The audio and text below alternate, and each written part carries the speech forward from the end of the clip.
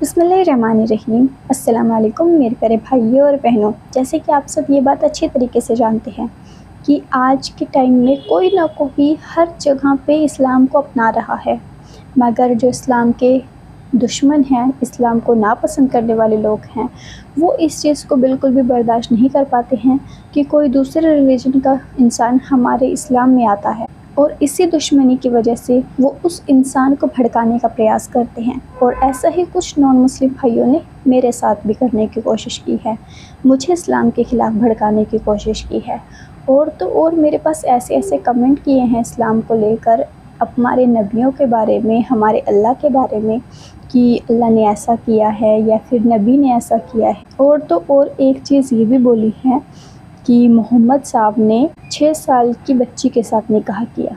तो आज की वीडियो बनाने का मकसद सिर्फ इतना ही है ताकि जितने भी नॉन मुस्लिम हैं जो इस्लाम में आने वालों को भड़काने का काम करते हैं, उनको जवाब मिल सके, क्योंकि उनके मन में जो गलत सोच है इस चीज़ को लेकर, जो नॉन मुस्लिम गलत कमेंट करते हैं, हमारे प्यारे नबी को गलत बोलते हैं, उनको उनकी बात का जवाब मिल सके।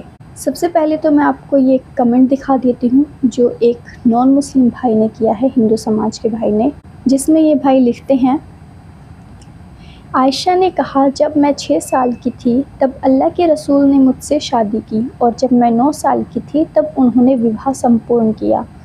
उस समय मैं बुढ़ियों के साथ खेलती थी। तो सबसे पहले तो ये बात सच है कि जो हमारे प्यारे नबी हैं हज़रत मोहम्मद सल्लल्लाहु अलैहि वसल्लम, उन्होंने हज़रत आयशा से निकाह किया। तब हज़रत आयशा की उम्र केवल 6 वर्ष की थी। मगर ये निकाह क्यों हुआ, इस निकाह को करने की असली वजह क्या थी, इस टॉपिक पर पूरी डिटेल से मैंने थोड़ी रिसर्च की है, और वही चीज़ें आज मैं आपको बताने वाली हूँ। हज़रत मोहम्मद सल्लल्लाहु अलैहि वसल्लम का हज़रत आयशा से केवल 6 वर्ष की आयु में निकाह करने का रीज़न बहुत सारी वजह हैं। जैसे कि सबसे पहले तो एक चीज़ क्लियर कर देते हैं, उस टाइम में, जिस टाइम हमारे नबी इस दुनिया में रहते थे, उस टाइम में कम उम्र में निकाह करना एक नॉर्मल बात होती थी। और उस टाइम में निकाह सिर्फ शारीरिक संबंध से नहीं होता था, बल्कि सामाजिक, धार्मिक और सियासी पहलू से होता था। हज़रत आयशा के वालिद हज़रत अबू बकर रज़ी अल्लाहु अन्हा हमारे प्यारे नबी हज़रत मोहम्मद सल्लल्लाहु अलैहि वसल्लम के सबसे करीबी और इस्लाम के पहले खलीफा थे, और उन्होंने रिश्ता मजबूत करने के लिए ये निकाह एक अहम सियासत और इमामी कदम था। और यही नहीं, ये निकाह अल्लाह के हुक्म के मुताबिक हुआ था, जिसमें हमारे प्यारे नबी हुजूर सल्लल्लाहु अलैहि वसल्लम ने एक ख्वाब देखा था, और उस ख्वाब में फरिश्तों ने हज़रत आयशा को दिखाया था, और नबी समझ गए थे कि ये अल्लाह का इशारा है। क्योंकि ये बात हम भी जानते हैं कि अगर हमारे अल्लाह का जो भी हुक्म होता है वो हमारे लिए सबसे पहले एक इशारा बनता है, हमारे मन में एक ख्याल उठता है, या फिर वो चीज़ हमारे ख्वाब में आती है। तो जैसे कि उस समय में अरब समाज में कम उम्र में शादी करना एक आम बात थी, और उस समय हज़रत आयशा अपने समय की समझदार और सबसे ज़्यादा हदीस रिवायत करने वाली महिलाओं में से एक बनी। उनका इल्म, उनकी बुद्धि प्यारे नबी के बाद इस्लाम में एक बड़ा योगदान बनी। और इस्लाम में शादी तभी जायज़ है जब दोनों शादी के लिए राज़ी हों, पूरी तरह से समर्थ हों। और यकीनन ये बात आज भी वैसे ही है। आज भी हमारे इस्लाम में अगर लड़का लड़की दोनों निकाह के लिए राज़ी होते हैं तभी उनका निकाह पढ़ाया जाता है। अगर लड़की राज़ी नहीं है या लड़का राज़ी नहीं है तो वो निकाह नहीं पढ़ा जा सकता।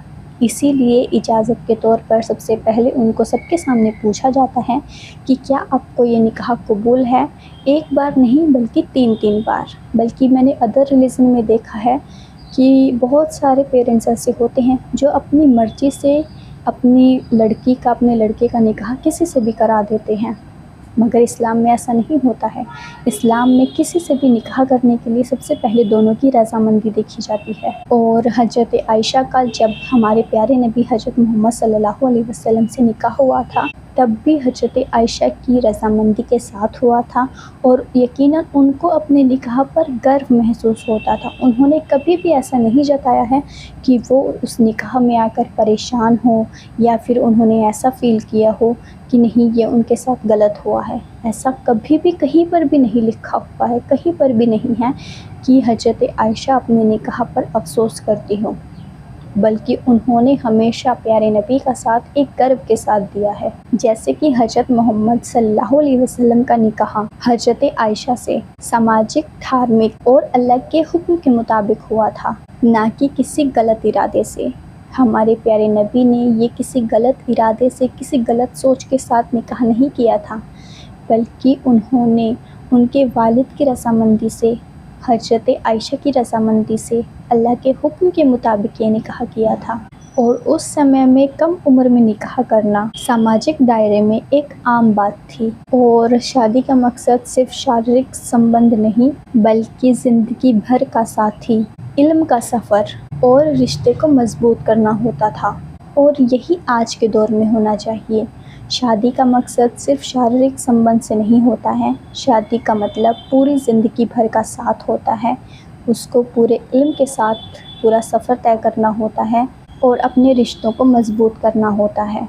जैसे कि हज़रत मोहम्मद सल्लल्लाहु अलैहि वसल्लम और हज़रत आयशा का निकाह मक्का से मदीना हिजरत के बाद हुआ था और उस वक्त प्यारे नबी हुजूर सल्लल्लाहु अलैहि वसल्लम का पहला निकाह हज़रत खदीजा के इंतकाल के कुछ समय बाद हुआ था। जितना मैंने इस टॉपिक पर रिसर्च की है, जितना मैंने इस बारे में जाना है कि जो हमारे प्यारे नबी हैं हुजूर सल्लल्लाहु अलैहि वसल्लम, वो औरतों की इज़्ज़त करना बहुत खूबी जानते थे और हमारे इस्लाम ने ही औरतों की इज़्ज़त करना सिखाया है। ये जितनी भी बातें नॉन मुस्लिम के माइंड में आती हैं हमारे इस्लाम को लेकर, हमारे नबियों को लेकर, ये मैं मानती हूँ कि उन्होंने कहीं पर पढ़ा होगा, बट जहाँ तक मैंने समझा है इस चीज़ को, बहुत सारे जो इस्लामिक स्कॉलर होते हैं या फिर जैसे कि शाही बुखारी में या फिर हदीस में, बहुत सारी ऐसी जगह हैं जहाँ पर इन चीज़ों को अलग अलग तरीके से दिखाया जाता है। पर आपको अगर सही चीज़ सही तरीके से समझनी है तो आपको पहले कुरान को पढ़ना होगा,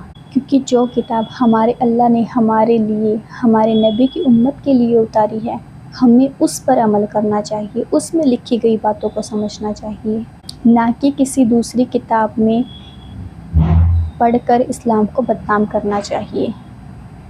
क्योंकि कुरान ही केवल एक ऐसी किताब है जिसमें जो चीज़ें अल्लाह ने फरमाई है वही चीज़ें आज तक लिखी हुई हैं और वही क़यामत तक वैसी ही रहेंगी।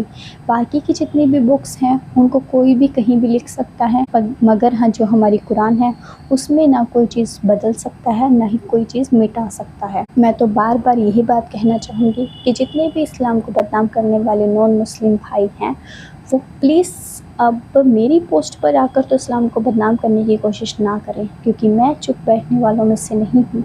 मैं ये चीज़ बिल्कुल भी बर्दाश्त नहीं करूँगी कि कोई मेरी ही पोस्ट पर आकर मेरे ही इस्लाम के लिए, मेरे अल्लाह के लिए, मेरे नबियों के लिए कोई कुछ बोलेगा। और वही बात है, मुसलमान सब कुछ बर्दाश्त कर लेता है, अपने ऊपर कितना भी जुल्म हो बर्दाश्त कर लेता है, मगर एक सच्चा मुस्लिम अपने अल्लाह के ख़िलाफ़, अपने नबियों के ख़िलाफ़ कोई भी गलत बात बर्दाश्त नहीं कर सकता। इसका रिज़ल्ट आपने देखा भी होगा। जिसने भी हमारे नबी के ख़िलाफ़ गलत चीज़ें बोली हैं वो कभी भी चैन की नींद से नहीं सो पाए। तो गाइज़, आज की ये वीडियो आपको कैसी लगी है मुझे कमेंट करके ज़रूर बताना। आई होप उस भाई को भी इस वीडियो के ज़रिए उसके सारे सवालों का जवाब मिल गया होगा कि जो हमारे प्यारे नबी हैं हुजूर सल्लल्लाहु अलैहि वसल्लम, उन्होंने हज़रत आयशा से कम उम्र में निकाह क्यों किया था, उसका क्या रीज़न था। आई होप उनके डाउट क्लियर हो चुके होंगे।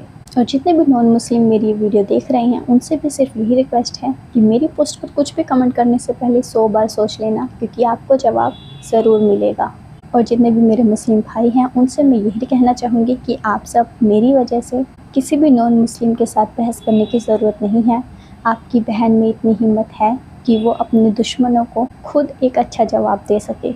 आप सब बस मुझे ऐसे ही सपोर्ट करते रहें, अपना प्यार और सपोर्ट ऐसे ही हमेशा बनाए रखें। और अगर आपको ये वीडियो अच्छी लगी तो प्लीज़ लाइक करना, शेयर करना, चैनल पर नए हो तो सब्सक्राइब कर लेना। और आप सब अपना ख्याल रखिए, खुश रहिए, बाय बाय, टेक केयर, अल्लाह हाफ़िज़।